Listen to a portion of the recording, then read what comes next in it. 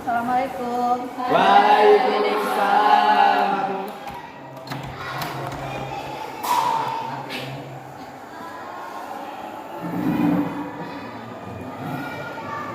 Sudah siap belajar? Siap isi? Siap. Nah, sebelum kita belajar, apakah baiknya kita baca basmalah dulu? Bismillahirrahmanirrahim. Jadi kelas dulu ya.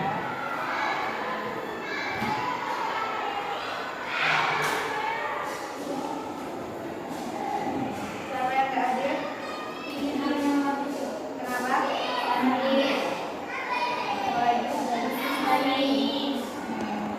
Ya. Kali bawah. Kenapa? Izin.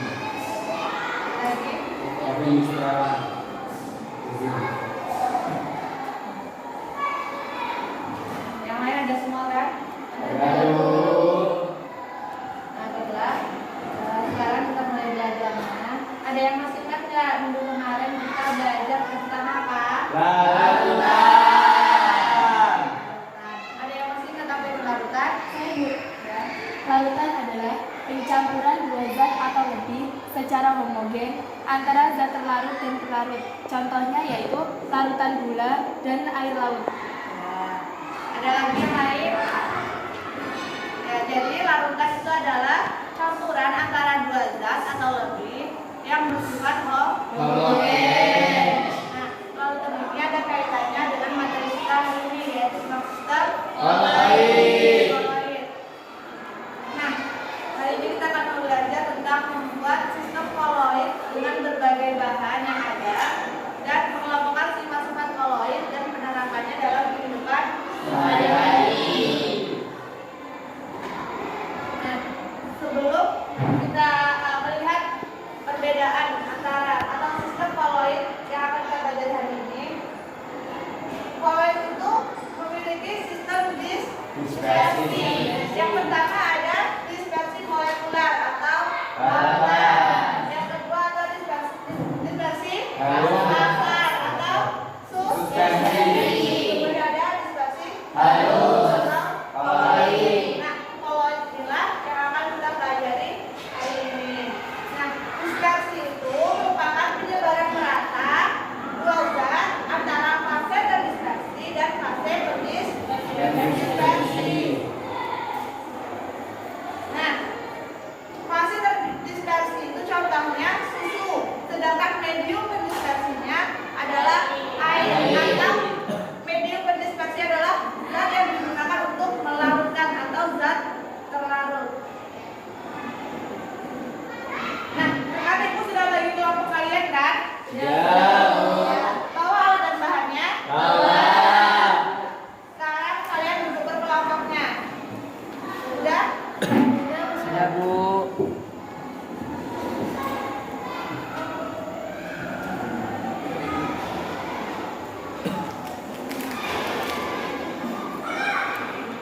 Itu ada petunjuk untuk melakukan percobaan sederhana pada hari ini. Alat dan bahannya sudah lengkap semua. Sudah, Bu. Ya. Ikuti prosedur yang ada di situ. Lakukan percobaannya, ibu kasih waktu selama 5 menit untuk mengamati bahan-bahan yang kalian bawa tersebut. Ya, lakukan sekarang.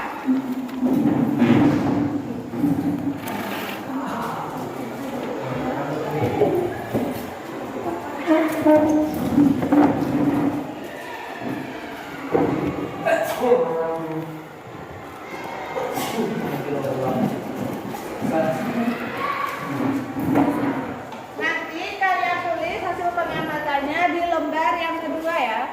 Itu ada pertanyaannya dijawab. Kayaknya secukupnya ya. Tadi.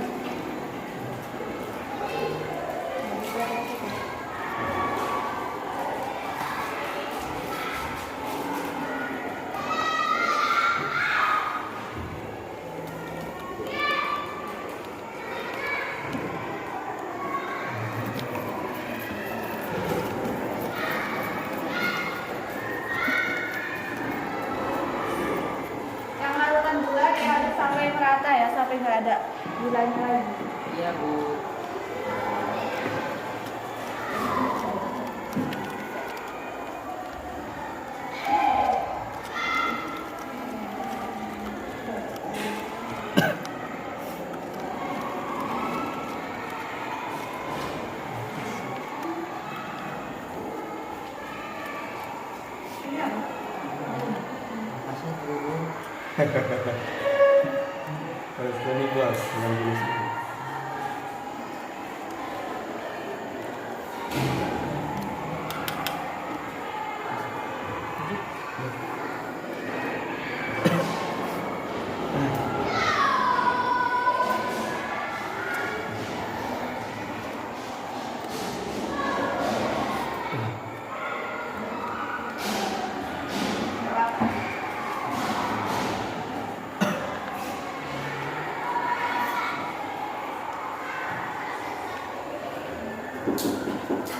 Coba didiamkan selama beberapa menit.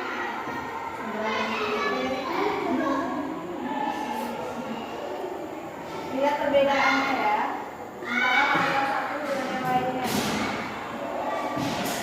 Tulis hasilnya di lembar yang sudah dikasih. Nanti diminta kalian presentasikan hasilnya ke depan kelas.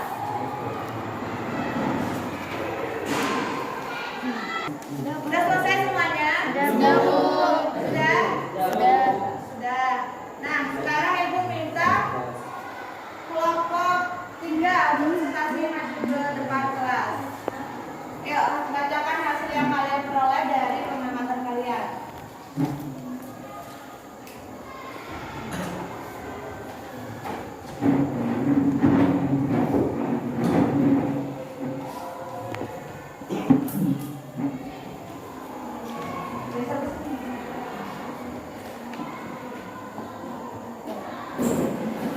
Assalamualaikum warahmatullahi wabarakatuh.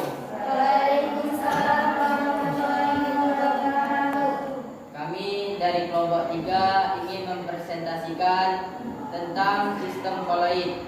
Baiklah, yang akan dijelaskan oleh saudara Hamid. Kepadanya dipersilakan. Baiklah, saya akan mempresentasikan tentang sistem koloid. Namun sebelum saya menjelaskan tentang sistem koloid tersebut, saya akan menjelaskan apa itu larutan. Karena koloid tidak akan terpisahkan dari larutan. Yang pertama, larutan. Larutan ialah pencampuran antara dua zat terlarut dan pelarut. Jadi ada dua zat, yaitu terlarut dan pelarut, yang kedua tersebut saling bercampur. Contohnya larutan gula, air laut, yang bisa digunakan juga untuk larutan garam. Kemudian yang kedua ada koloid. Koloid ialah sistem dispersi yang bersifat heterogen tetapi stabil dan terlihat homogen. Jadi dia berbeda namun seakan-akan tampak sama, alias pada asalnya dia bersifat heterogen namun dia terlihat seperti homogen. Adapun contohnya ialah seperti sabun, kemudian susu. Kemudian yang ketiga ada suspensi. Suspensi adalah campuran heterogen yang dapat dilihat perbedaannya secara kasat mata, alias tidak harus membutuhkan alat pun kita bisa melihatnya tentang heterogen zat-zat tersebut. Contoh dari suspensi ialah campuran air dengan pasir, campuran air dengan kopi. Adapun ciri-ciri dari larutan, koloid, dan suspensi. Yang pertama, larutan. Larutan memiliki ciri-ciri ia hanya memiliki satu fase. Kemudian larutan tersebut stabil, tidak dapat disaring karena disaring pun tetap sama. Dan larutan bersifat homogen. Ukuran partikel dari larutan tersebut kurang dari 1 nanometer. Kemudian yang kedua, sifat yaitu ciri-ciri dari koloid. Koloid memiliki ciri-ciri yang pertama, ia memiliki dua fase.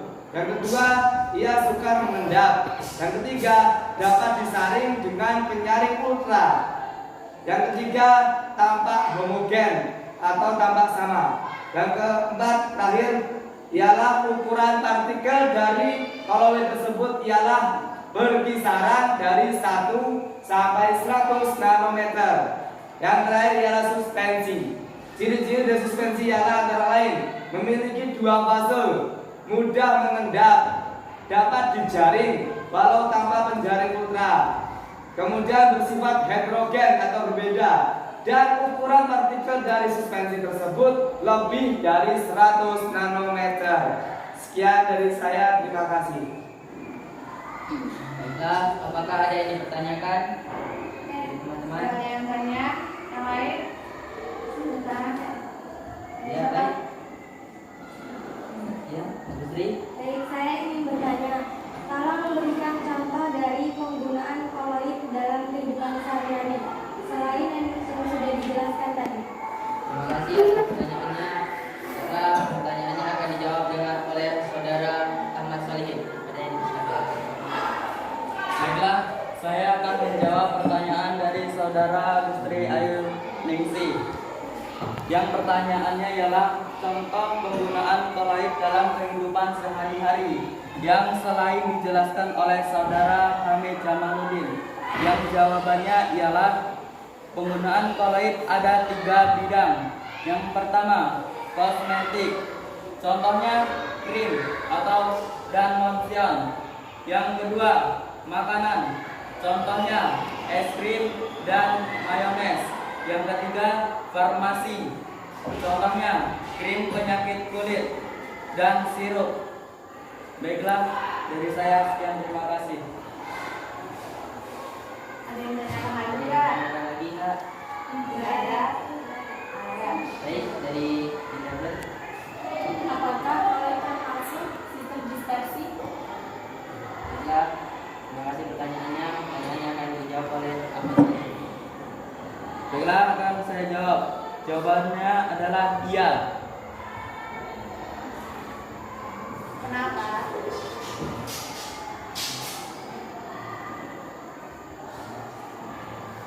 Karena sistem koloid termasuk dispersi.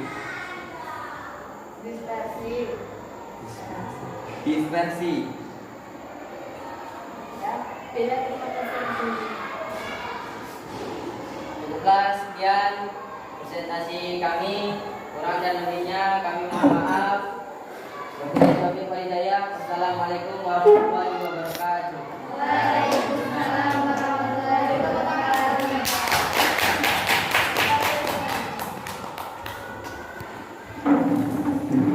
Nah, Ibu harap dari apa yang sudah kalian lakukan tadi, percobaan sederhana, kalian dapat membedakan antara larutan, koloid, dan Suspensi.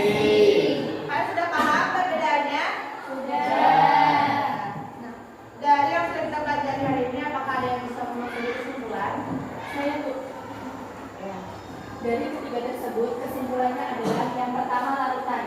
Larutan adalah pencampuran 2 zat atau lebih secara homogen antara zat terlarut dan pelarut. Itu contohnya yaitu larutan gula dan air laut. Yang kedua, koloid. Koloid adalah sistem dispersi yang bersifat heterogen, yang zat terdispersinya dapat terpisah dari medium pendispersinya atau endapannya sedikit terlihat. Contohnya yaitu sabun dan susu. Yang ketiga yaitu suspensi, yaitu campuran heterogen yang zat terdispersinya dapat terpisah dari medium pendispersinya dan mengendap. Contohnya yaitu campuran air dengan pasir dan campuran air dengan kopi. Terima kasih. Beri tepuk tangan untuk Dinda. Jadi itulah kesimpulan kita hari ini tentang larutan, koloid, dan suspensi. Nah, cukup sekian pelajaran kita hari ini. Untuk pelajaran selanjutnya, kalian bisa baca materi di bawahnya. Apa itu materi selanjutnya?